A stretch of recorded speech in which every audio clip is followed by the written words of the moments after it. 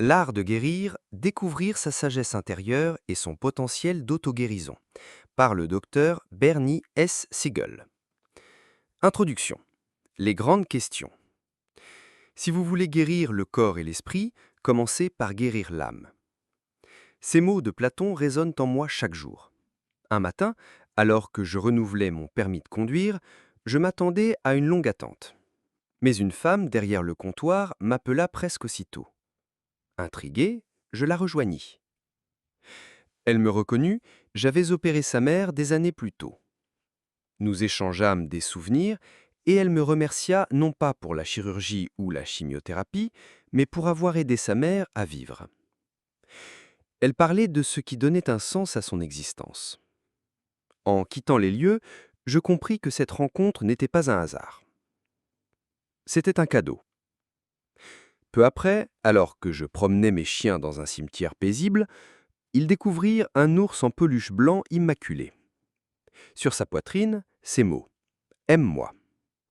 Personne aux alentours. Ce message tombait à pic.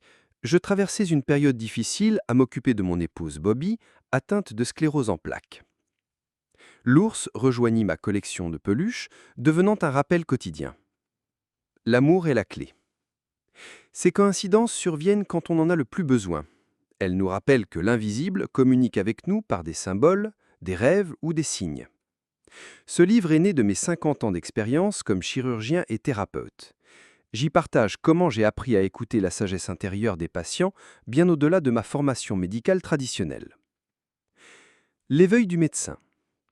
Imaginez annoncer à quelqu'un « Vous avez un cancer de stade 4 ». Sa vie bascule.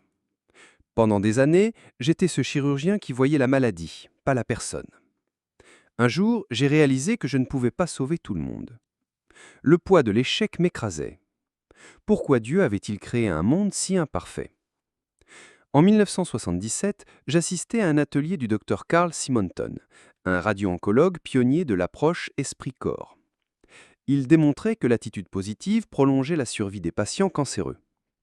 Dans la salle, j'étais le seul médecin. Les autres étaient des patients. Quand Simonton nous guida dans une visualisation, « Voyez votre guide intérieur », mon scepticisme céda face à une expérience bouleversante. Mon esprit s'ouvrit. Plus tard, lors d'un séminaire d'Elisabeth Kubler-Ross, le dessin spontané révéla mes blocages émotionnels. J'avais dessiné une montagne enneigée et un poisson hors de l'eau. « Vous cachez quelque chose », dit-elle. Elle avait raison, je refoulais ma peine de ne pouvoir guérir tous mes patients. La boîte de crayons de cire devint mon nouvel outil thérapeutique. En 1979, je fondai CEAP, Exceptional Cancer Patients, un groupe de soutien où les patients utilisaient la méditation, les rêves et le dessin. Mes collègues les traitaient de fous, mais ils guérissaient.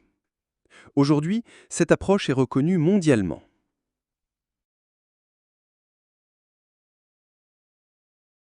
La source des symboles.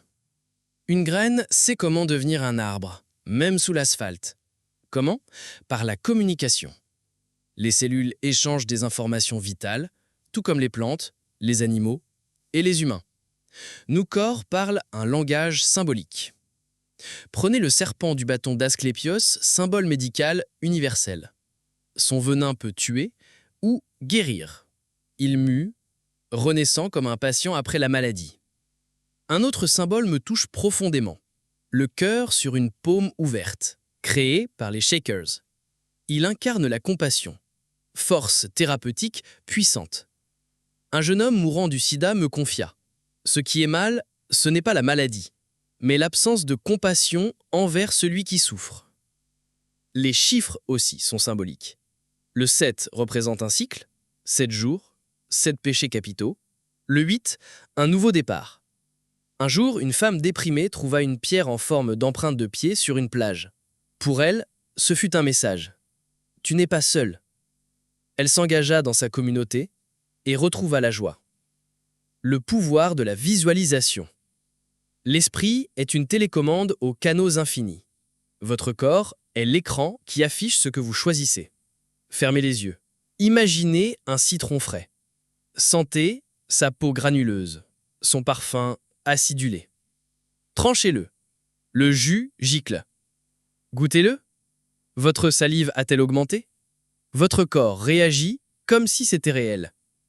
Dans les années 1990, le docteur Alvaro Pascual León prouvait que visualiser un exercice physique active les mêmes zones cérébrales que l'action réelle.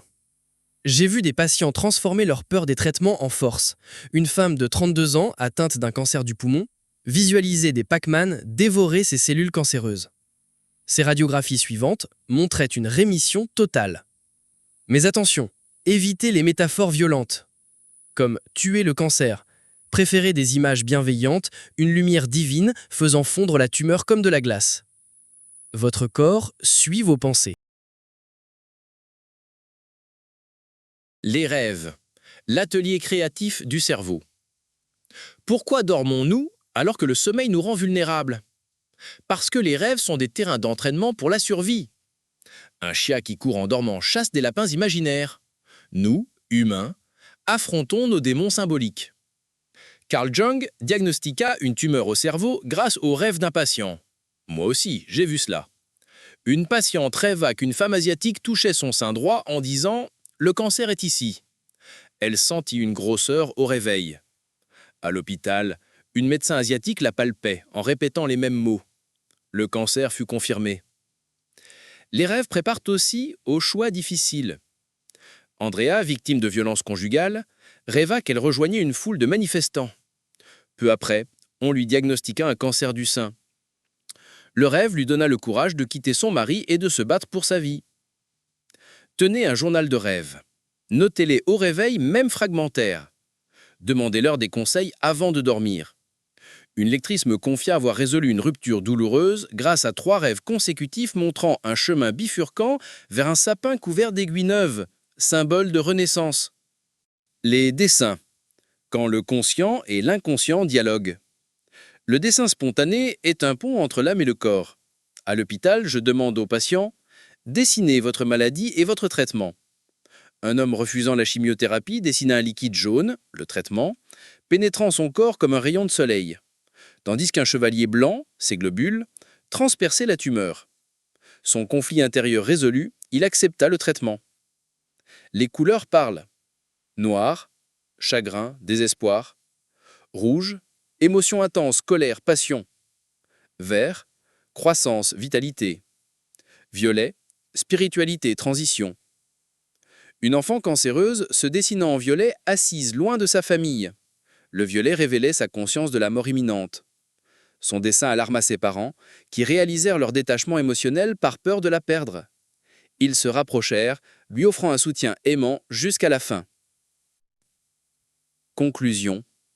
Devenez l'artiste de votre vie. Guérir n'est pas éradiquer la maladie. C'est retrouver un sentiment d'harmonie, de plénitude et de paix. Les outils sont en vous. Rêve, dessin, visualisation, compassion. Je me nomme désormais chirurgienne jungien. Mes instruments, des crayons de cire, un pistolet à eau, de l'humour.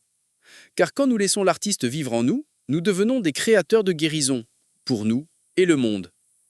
Prenez un crayon, dessinez votre vie idéale. Écoutez vos rêves, croyez aux coïncidences. Comme le petit ours du cimetière, l'univers vous murmure « Aime-moi » et surtout « Aimez-vous ». Quand nous ouvrons notre esprit à la sagesse intérieure, nous entreprenons un voyage miraculeux vers l'auto-guérison. Votre vie est votre toile. Saisissez votre pinceau. Dr Bernie Siegel. Pour explorer davantage, méditation guidée, www.berniesiegel.md, exercice pratique, 101 exercices pour l'âme, Bernie Siegel.